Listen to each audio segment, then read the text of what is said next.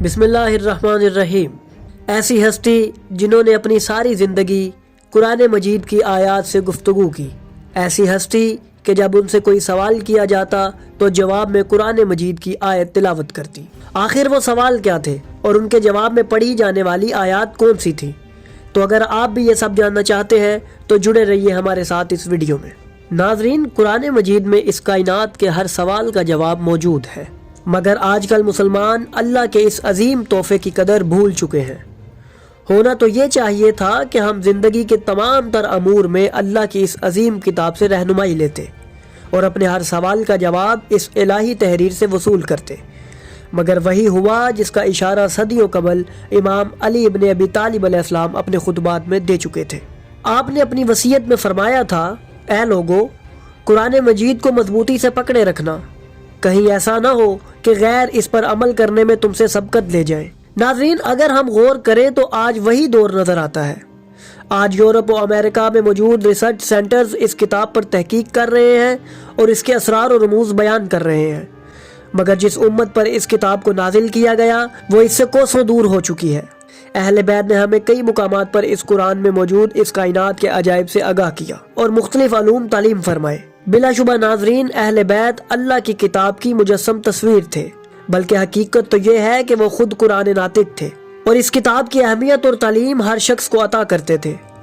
آج کی اس ویڈیو میں ہم آپ کو ایک ایسی ہستی کے متعلق آگاہ کریں گے جس نے اہل بیت علیہ السلام سے قرآن کو کچھ اس طرح سے سیکھا کہ ان کی ساری زندگی قرآن کا عملی نمونہ بن گئی۔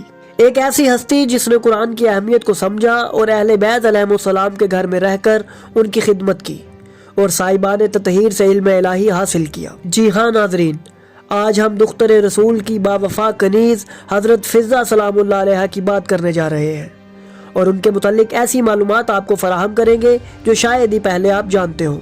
ناظرین، آپ نے ان کے متعلق یہ تو ضرور سنا ہوگا کہ یہ اپنی ساری زندگی قرآن مجید کی آیات سے گفتگو کرتی رہیں، یعنی جب بھی ان سے کوئی سوال کیا جاتا تو جواب میں قرآن کی آیت تلاوت کرتی، جس سے سوال کرنے والا ششدر اور حیران رہ جاتا، اور ان کا یہ عمل ان کی وفات تک قائم رہا۔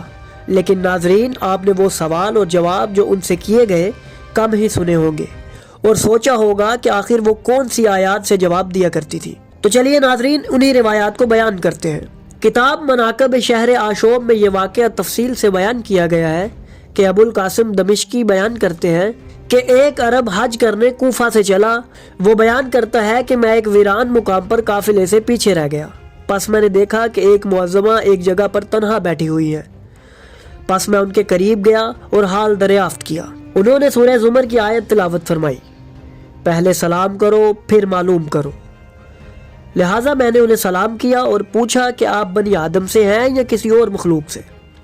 تو انہوں نے سورہ اعراف کی آیت تلاوت کی جس میں بیان تھا کہ اے ابن آدم، مسجد میں آنے سے قبل زینت اختیار کرو، جس سے میں سمجھ گیا کہ یہ ہستی انسانوں میں سے ہے۔ پھر میں نے ان سے سوال کیا کہ آپ یہاں کیا کر رہی ہیں؟ اس کے جواب میں انہوں نے سورہ زمر کی یہ آیت پڑھی، یعنی جس کی ہدایت اللہ چاہے اسے کوئی گمراہ نہیں کر سکتا، جس سے میں سمجھ گیا کہ یہ مستور اپنا راستہ بھٹک گئی ہیں۔ میں نے ان سے پوچھا کہ آپ کہاں سے تشریف لا رہی ہیں؟ تو انہوں نے سورہ فصلت کا یہ حصہ پڑھا، من مکان بعید، یعنی میں کافی دور سے یہاں آئی ہوں۔ میں نے اگلا ہی سوال کیا کہ آپ کہاں جا رہی ہیں؟ پس اس کا جواب آپ نے سورہ حج کی آیت سے دیا اور فرمایا، اللہ نے استطاعت رکھنے والے انسانوں پر حج واجب کیا ہے، جس سے میں سمجھ گیا کہ یہ حج کرنے کے لیے مکہ تشریف لے جا رہی ہیں۔ میں نے اگلا سوال کیا کہ آپ کتنے دنوں سے سفر میں ہیں؟ جس کے جواب میں انہوں نے قرآن کی مشہور ترین آیت تلاوت فرمائی کہ بے شک ہم نے زمین و آسمان کو 6 دنوں میں خلق کیا۔ اس کے بعد میں نے ان سے ان کی بھوک کے متعلق دریافت کیا تو انہوں نے فرمایا، اور ہم نے ان کے جسم ایسے نہیں بنائے کہ وہ کچھ نہ کھا سکے۔ پس یہ آیت سن کر میں نے اپنے پاس موجود کھانا انہیں دیا، جس کے بعد انہوں نے میرا شکریہ ادا کیا۔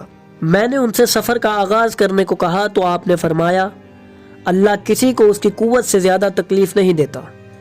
میں نے ان سے کہا کہ اگر آپ سواری پر جانا چاہتی ہیں تو میرے اونٹ حاضر ہیں۔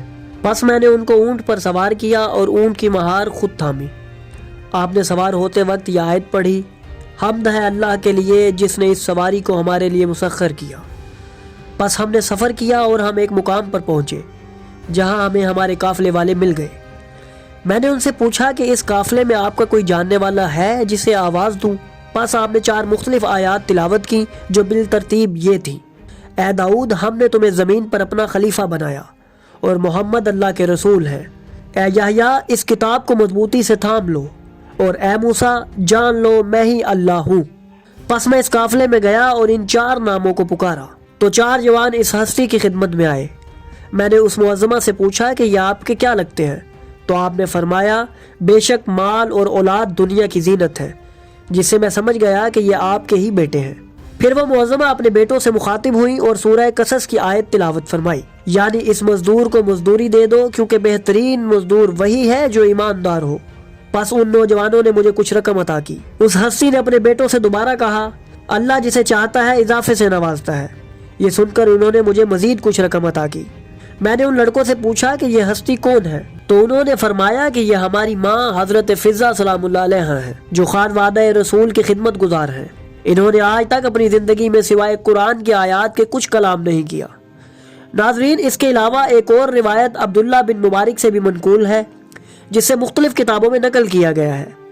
اس روایت میں بیان ہے کہ آپ بیت المقدس کی طرف سفر کر رہی تھی اور راستے میں آپ نے عبداللہ بن مبارک سے قرآن کی آیات سے کلام کیا۔ ناظرین، حضرت فضہ کا مقام و مرتبہ کسی عام بشر کے دماغ میں نہیں آ سکتا، کیونکہ یہ اس گھرانے کی رازدار تھیں جس کے راز اللہ کی توحید کے راز ہیں۔ ان معظمہ کی حیات طیبہ پر بہت کم لوگوں نے لکھا اور بیان کیا۔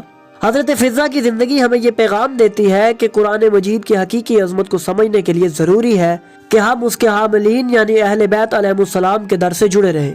یہ وہ ہستیاں ہیں جنہوں نے قرآن مجید کو اپنی زندگی کا عملی نمونہ بنایا اور اپنی ذات کو اس الہامی کتاب کی تفسیر کے طور پر پیش کیا۔ قرآن مجید محض ایک کتاب نہیں بلکہ ایک ضابطہ حیات ہے، اور اہل بیت علیہ السلام کی تعلیمات اس کی روح کو سمجھنے کے لیے بہترین ذریعہ ہیں۔ آج اگر ہم قرآن مجید کی فضیلت کو دوبارہ حاصل کرنا چاہتے ہیں تو ہمیں اہل بیت علیہ السلام کے نقش قدم پر چلنا ہوگا اور ان سے ملنے والے نور ہدایت کو اپنی زندگی کا حصہ بنانا ہوگا۔ یہی وہ راستہ ہے جو ہمیں دین و دنیا کی کامیابی کی ضمانت دیتا ہے۔ تو ناظرین، اگر آپ کو ہماری یہ کاوش پسند آئی تو ہماری ویڈیو کو لائک کریں، ہمارے چینل کو سبسکرائب کریں اور بیل آئیکن کو بھی دبا دیں تاکہ آپ کو ہماری آنے والی مزید ویڈیوز ملتی رہیں اور آپ علم سے مستفید ہوتے رہیں۔ ناظرین، آپ سے گزارش ہے کہ ہماری اس ویڈیو کو زیادہ سے زیادہ شیئر کریں تاکہ اور بھی دوست احباب ہمارے ساتھ جڑ سکیں۔